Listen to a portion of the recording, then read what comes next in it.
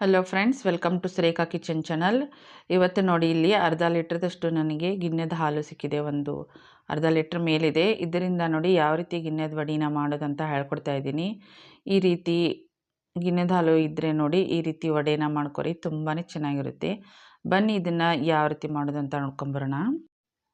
ಇದು ನೋಡಿ ಮೊದಲೇ ದಿನದ್ದು ಹಾಲಾಗಿದ್ದರೆ ಈ ರೀತಿ ಗಟ್ಟಿಯಾಗಿ ವಡೆ ಮಾಡ್ಕೋಬೋದು. ಅದು ಮೊದಲೇದು ಹಾಲು ಅಂತಾರಲ್ಲ ಅದು ಇರಬೇಕು ನೋಡಿ, ಇಲ್ಲಾಂದರೆ ಅದು ಗಟ್ಟಿಯಾಗಿ ಬರಲ್ಲ. ಇವಾಗ ನೋಡಿ ಇದಕ್ಕೆ ನಾನು ಒಂದು ಬೌಲಷ್ಟು ಇಲ್ಲಿ ಬೆಲ್ಲನ ತುರಿದು ಇಟ್ಕೊಂಡಿದ್ದೀನಿ ಈ ರೀತಿ. ಇವಾಗ ಸ್ವಲ್ಪನೇ ಬೆಲ್ಲ ನಾನು ಸೇರಿಸ್ಕೊತಾ ಇದ್ದೀನಿ, ಸ್ವಲ್ಪನೇ. ಆದರೆ ಇದಕ್ಕೆ ಸಿಹಿಯಾಗಿದ್ದರೆ ಚೆನ್ನಾಗಿರುತ್ತೆ. ಅದಕ್ಕೆ ನೋಡಿ ಸ್ವಲ್ಪ ಬೆಲ್ಲನ ಜಾಸ್ತಿನೇ ಸೇರಿಸ್ಕೋಬೇಕು, ಇಲ್ಲಾಂದರೆ ಸಪ್ಪೆ ಆದರೆ ಇದು ಅಷ್ಟು ಸರಿ ಇರಲ್ಲ ನೋಡಿ. ಈಗ ಬೆಲ್ಲದ ಈ ಪುಡಿನ ನಾನು ಇದಕ್ಕೆ ನಿಧಾನಕ್ಕೆ ಸೇರಿಸ್ಕೊತಾ ಇದ್ದೀನಿ. ಇದನ್ನು ನೋಡಿ ನಾವು ಎಲ್ಲನೂ ಸೇರಿಸ್ಕೊಂಡು ಕರಗೋವರೆಗೂ ಚೆನ್ನಾಗಿ ಇದನ್ನು ನಾವು ಒಂದು ಸ್ಪೂನಿಂದ ತಿರ್ಸ್ತಾನೆ ಇರಬೇಕು. ಬೆಲ್ಲ ಫುಲ್ಲೆಲ್ಲ ಕರಗಬೇಕು ನೋಡಿ, ಆ ರೀತಿ ನೋಡಿ. ಇವಾಗ ಎಲ್ಲ ಬೆಲ್ಲನ ನಾನು ಸೇರಿಸ್ಕೊಂಡಿದ್ದೀನಿ. ಇವಾಗ ಇದನ್ನು ನಾನು ಒಂದು ಸ್ಪೂನಿಂದ ಈ ರೀತಿ ತಿರುಗಿಸಿ ಇದನ್ನು ಕರಗೋವರೆಗೂ ನಾನು ಈ ರೀತಿ ತಿರುಗಿಸ್ತಾನೆ ಇರ್ತೀನಿ ನೋಡಿ. ಈ ರೀತಿ ನಾವು ಈ ಸ್ಪೂನಿಂದ ತಿರುಗಿಸ್ತಾ ಇರಬೇಕು ನೋಡಿ. ಇವಾಗ ಇದು ಸ್ವಲ್ಪ ಒಂದು ಅರ್ಧದಷ್ಟು ಎಲ್ಲ ಇವಾಗ ಬೆಲ್ಲ ಕರಗಿದೆ. ಇನ್ನೊಂದು ಸ್ವಲ್ಪ ಕರಗಿದರೆ ಸಾಕು. ಫುಲ್ ಎಲ್ಲ ಬೆಲ್ಲ ಕರಗೋವರೆಗೂ ನಾವು ಇದನ್ನು ಈ ರೀತಿ ತಿರ್ಸ್ತಾನೆ ಇರಬೇಕು.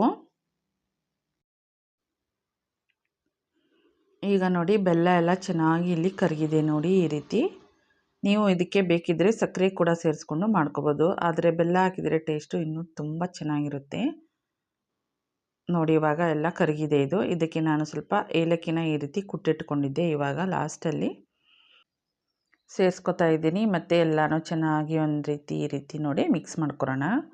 ಈ ಏಲಕ್ಕಿದು ಘಮ ಇದಕ್ಕೆ ತುಂಬಾ ಚೆನ್ನಾಗಿ ಬರುತ್ತೆ ನೋಡಿ.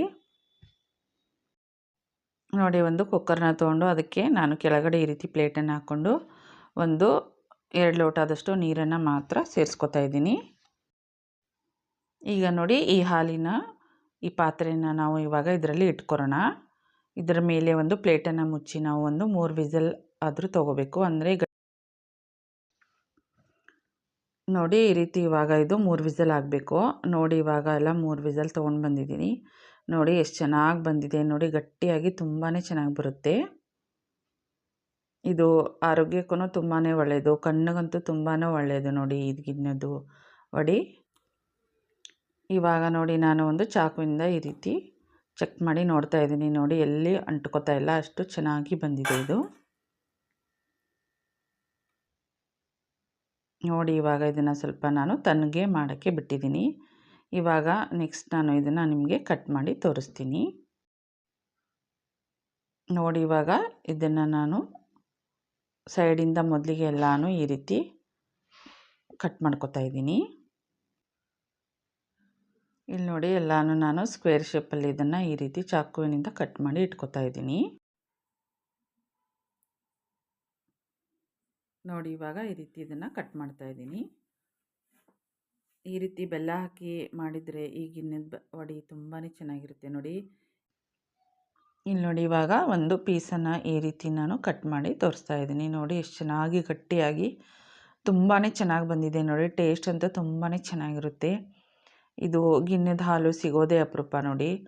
ಈ ರೀತಿ ಸಿಕ್ಕರೆ ಮಾಡಿಕೊಂಡು ಸವಿರಿ, ತುಂಬಾ ಚೆನ್ನಾಗಿರುತ್ತೆ ನೋಡಿ. ಎಷ್ಟು ಗಟ್ಟಿಯಾಗಿ ಎಷ್ಟು ಚೆನ್ನಾಗಿ ಬಂದಿದೆ. ಹಾಗೆ ನಾವು ಮಾಡುವ ಈ ವಿಡಿಯೋ ಇಷ್ಟವಾದಲ್ಲಿ ಲೈಕ್ ಮಾಡಿ, ಶೇರ್ ಮಾಡಿ, ಕಮೆಂಟ್ ಮಾಡಿ ಮತ್ತು ಸಬ್ಸ್ಕ್ರೈಬ್ ಮಾಡ್ಕೊಳ್ಳಿ ಮತ್ತು ಬೆಲ್ ಐಕಾನನ್ನು ಪ್ರೆಸ್ ಮಾಡೋದನ್ನು ಮರಿಬೇಡಿ. Thank you.